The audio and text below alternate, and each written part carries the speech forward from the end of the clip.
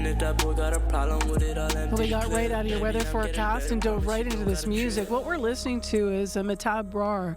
At just the age of 18, he's already making a name for himself across the country as a hip-hop artist, MB. He is merging two cultures in his music, but he has also faced some criticism for that. His story is part of a series of stories that's been produced by a team of aspiring teenage filmmakers.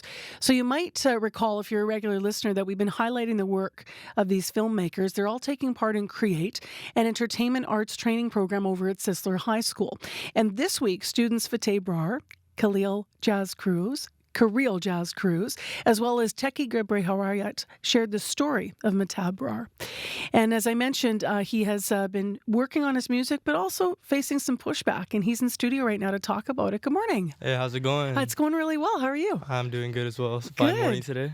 It is pretty decent out there. So let's talk about your music. We just heard a little bit. What's that tune called? This tune is called My Type of Love. Yeah. It dropped last year during the winter time, I think January 2023. What do you love about making music and hip-hop in particular? The main reason I got into music is because it's just something, because I'm not very good at expressing myself ever since I was little. So music is something I just use to express my emotions. I could put words together very well, and I learned that at a young age, so I just use that to my advantage. You were already, writing, performing, you were 15 years old, right? Mm-hmm. I started when I was 12 as a little kid, actually, just messing around on my phone. And then slowly I invested in a mic and then speakers, and then you just slowly start learning like that.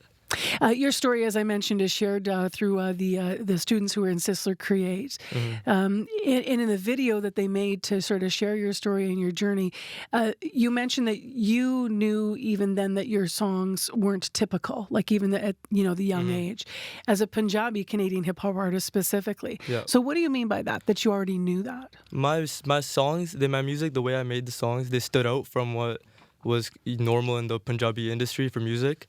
And no one was really talking about the things I was talking about in my music or the way I was laying down my vocals. It was a completely different way of doing things from the norm in our culture. So I also got a lot of backlash from that.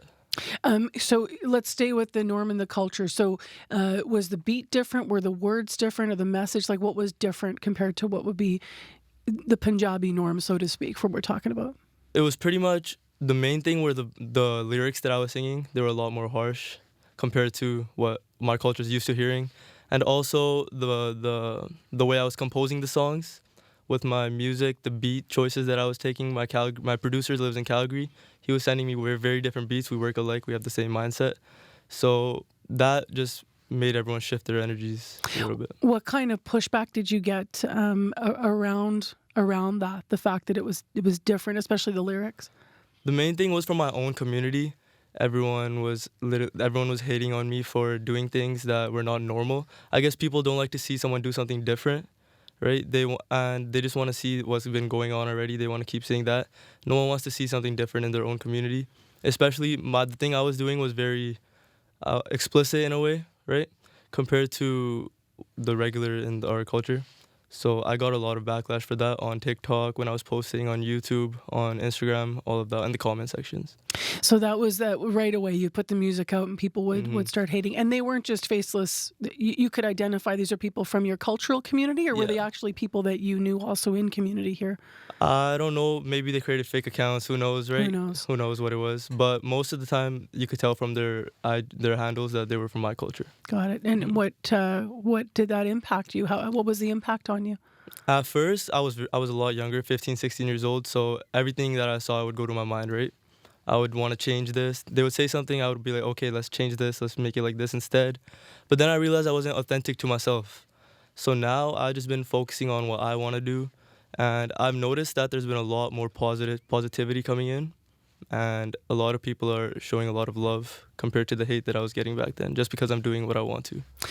It actually had such an impact on you that you took some time off making music, is that right? Mm-hmm. I went almost a year or like a year and a half without making music. Wow. I thought I was done at one point. I was like, whatever, this is what it is. I'm going to just focus on school. That's it. You know what? I think that your story, I know it's about music and about you and about the culture and the music, but it's also about sort of the haters out there on social media, whatever you're doing. Mm-hmm, of course. So what got you back? What? Because your confidence gets shaken.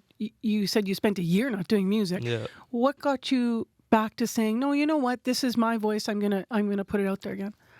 First of all, I'm lucky to have a lot of great friends and family around me who are there to push me. And everyone wanted to see me win at the end of the day.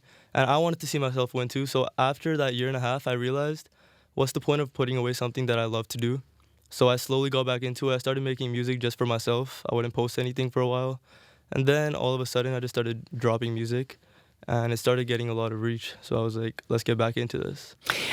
You said in the end that you didn't want hate to motivate you. Mm-hmm. That's a good quote. I do not want, you should never let hate motivate you, because I realized one thing: whoever's hating on you, the main reason they're hating is because you're doing something they wish they could do. They want to do the thing that you are doing, so they want to bring the person down, so they're going to hate regardless. And it's better to look at all the positivity, because at the same time, there's so much positivity coming in, but it's hard to look at that when there's all that hate. How does it feel right now, sticking to what you started with, which is blending both cultures that make up who you are, how you identify in your music, Punjabi and Canadian? How does that feel for you? I love it. This is what I do. This is what I do best, right? It comes to my head when I'm in the studio writing a song. The English and Punjabi mix, it comes into my head. It flows. And I didn't want to do something that was artificial, something that didn't naturally come to me. So I'm very happy that I found what I like to do. What kind of positive feedback are you getting? Are you hearing from people that say that speaks to me too now? Yeah, 100%. People, because there's a lot of people like me who were born over here and their parents immigrated from India. So a lot of people feel my story as well, right?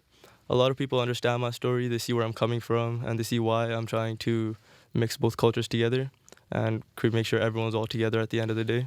What's harder, to make sure that you bring in sort of the maybe traditional Punjabi, how that would sound in music, into the current, how you're making your music, or is it harder to sort of, like, what's the hardest part of the blend? Do you know where I'm getting at? Is it bringing in the traditional stuff, or is it taking the new stuff and making sure it sounds traditional? Where do you start? So how I start is I stay with the hip hop side of things, the American side of the culture. And then I start blending in my culture into there. I'll say lines from my culture, or I'll add some musical instruments from my culture. Or in the video, I'll do something that has to do with my culture. Got it. And then it comes all together as one good piece. Yeah. What kind of things do you do in the video that might be traditional? In the video, I might wear a turban in one video. Got it. I might be with people around me that are from the same culture, showing what we do in our culture, farming, all that. You talked about generational differences, right? Culturally, so many of us have those where go back in our families, and then there's just that shift in the family where it's like, hang on a minute, you saying that born in Canada. Yeah. Do you have supporters now that are from those other generations that might have been more traditional, that are kind of understanding what you're doing now and supporting you? 100%. I feel like I've shifted a lot of people's minds. A lot of people who are from the generation before me, they started to get onto the idea of what I'm doing now. And obviously not everyone's going to fully hop onto the wave. They're not going to understand what I'm doing, but at least they're trying, right?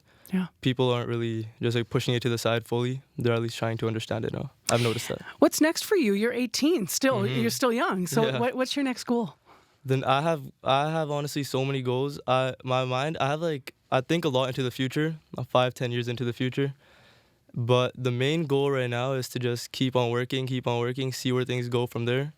And I don't really like putting a label on, I want this to happen at this time, I want this to happen at this time. I just go with the mindset, let it happen when it happens. And I'm just going to keep working towards what I want to happen. Live in your moments. That's all we can all do, right? Where can people find your music, MB? They can find it on Apple Music, Spotify, YouTube. On YouTube, my name is just m.b. And you guys can find my music there. Awesome. Well, Abby will sneak the track back up underneath us here as I let people know more about the video as well. Thanks for coming in. Nice to see you. Thank you. Nice to meet you. That is a Winnipeg hip-hop artist, MB. Also, of course, his name is Mehtab Brar. His story is the focus of a Sisler Crate project. That project was produced by Fateh Brar, Kareel Jazz Cruz, and Teki Gabra Hawaryat. For more on the story, you can go to cbc.ca/Manitoba, see pictures, watch video, or you can tune in to CBC Television News at 6 tonight.